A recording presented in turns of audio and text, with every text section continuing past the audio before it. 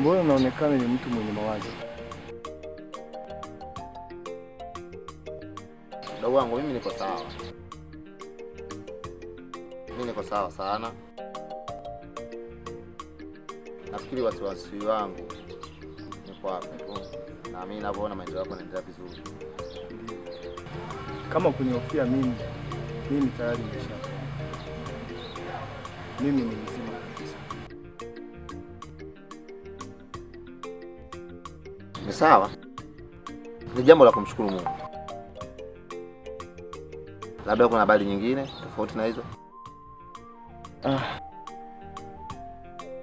Ndio. Najua kwamba kaka uko sawa. Lakini kwangu mimi nakuona kama vile mtu hauko sawa. Kama kuna jambo lolote kaka ambalo lilikuwa linakutatiza kimawazo, ni heri ukaniambia ili tukapeana ushauri. Tushauriane. Peane ushauri. Tushauriane. Pia nikupe ushauri kwa nini? Najua changamoto za maisha huwa zipo tu. Unapoona changamoto za maisha zinakusumbua, ni heri ukapeana ushauri au nikakushauri ni nini cha kufanya. Mimi nakuelewa mdogo wangu. Naelewa sana. Tena sana. Acha nikwambie ukweli mdogo wangu. Ni kitu gani ambacho kinanisumbua kichwa mpaka sasa hivi? Unakumbuka kuna kipindi fulani nilikwambia kwamba kuna binti nilikuwa kwenye mahusiano naye? Ndio nakumbuka. Akawa amefariki akiwa na ujauzito wangu. Nakumbuka. Sasa huyo binti alifariki. Lakini kitu ambacho kinanichanganya zaidi kwamba huyu mdogo wake na huyu mpwa wake na huyu mtaalamu anayekutibu wewe, ndio huyu binti wanafanana na yule binti kila kitu. Kila kitu. Yaani kitu ambacho mimi kinaniumiza akili mpaka sasa hivi.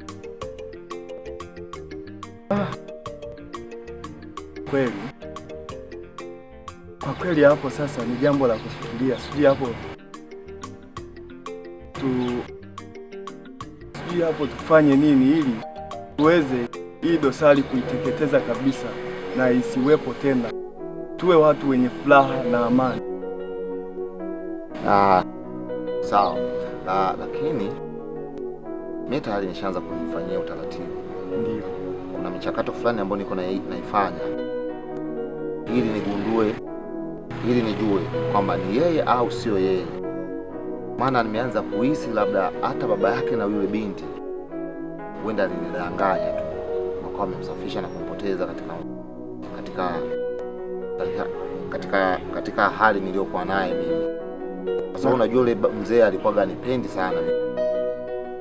Na kweli ni wazo zuri sana ambalo sasa umelisema.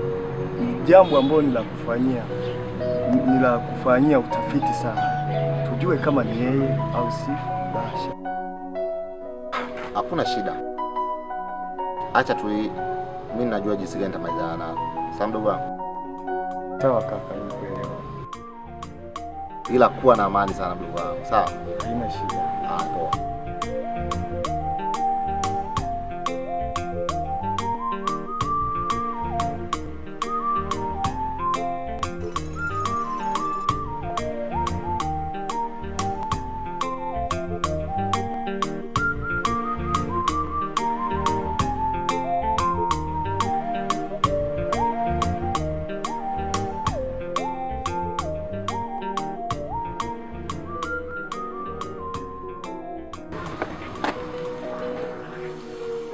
Asante sana mzee kwa kuniruhusu na kunikubalia ombi langu mzee wangu. Sawa. Kuelewa. Na uliomba kikao ndo hichi hapa. Tunakusikiliza.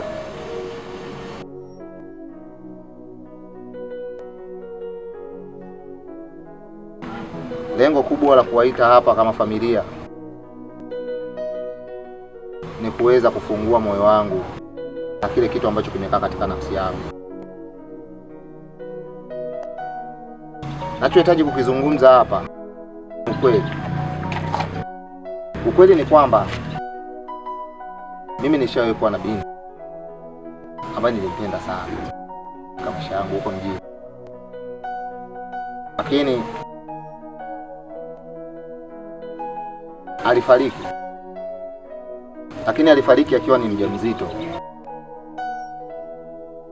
Ukweli niliumia sana kwa kumpoteza mwanamke kama yule ambao nilikuwa nimemhifadhi katika moyo wangu.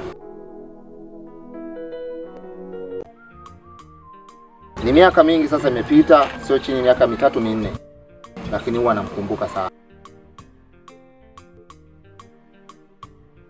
Nimeweza kufunga safari ya kuja katika hichi kijiji chenu kwa ajili ya mdogo wangu alipopata matatizo. Lakini cha ajabu mzee, kwenye hichi kijiji chenu nimekuja kukutana na binti ambaye anafanana copyright. Yaani wanafanana sana na yule mwanamke niliyempenda mimi ambaye alifariki. Kiukweli hiki ni kitu ambacho kimenirudisha mawazo yangu nyuma. Na kila nikimuona nakumbuka vitu vingi sana. Vitu vingi sana nilivyofanya na yule mwanamke. Mzee wangu na binti mwenyewe alofanana naye, binti yako Sunda. Ndio maana siku zote nilikuwa mnaniona nimekaa na kwa siku sawa. Nilikuwa nawaza mambo mengi sana mzee wangu.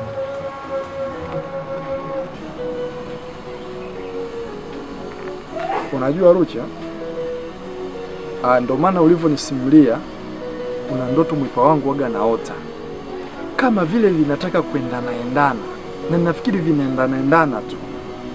Ngoja nikwambie kitu kimoja. Mama yake na Sulu alikuwa anaishi mjini na jamaa yake, sawa?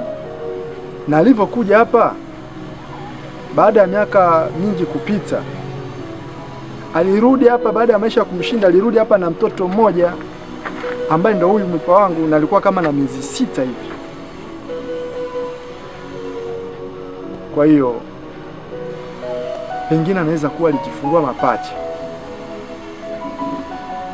Ina maana huyo mwipa wangu mwingine alishafariki, si ndivyo? Ndio mzee.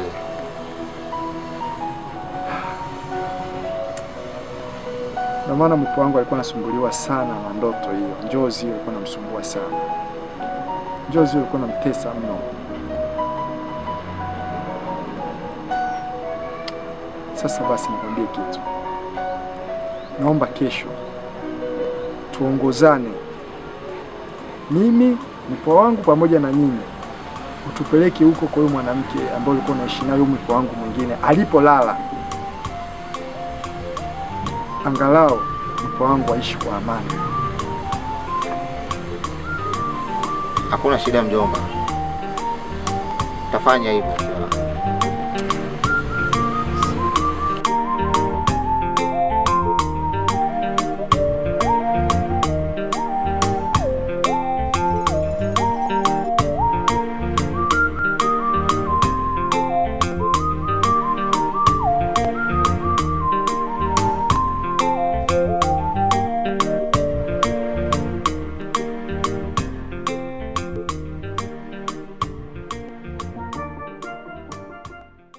Habari yako?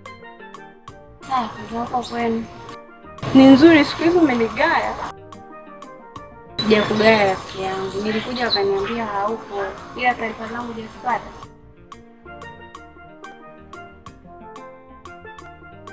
Ila nashukuru kwa kuja. Na mimi kesho nina safari. Safari ya kwenda wapi tena rafiki yangu? Inavyosadikika tulizaliwa mapacha, lakini mwenzangu alishafariki. Mapacha? Pole sana rafiki yangu. Ila kwani unataka kuniambia wewe? Yaani leo ndo nakuja kujua kwamba nyinyi mlizaliwa mapacha? Ndio jua ya Mungu mengi. Ila sana nataka nikuende, nataka nifuatilie na nyingine baba yangu. Unajua baba yangu hata simfahamu. Okay, sawa rafiki yangu. Ila kitu ninachokuomba kule kazini kwetu nishikie nafasi niwahi kurudi. Sawa, mimi nitakushikia. Ila usichelewe. Ukichelewa shauri yako. Mimi sitaweza kuingia kwa muda mrefu. Sema hivyo nitawahi bwana. Sawa rafiki yangu.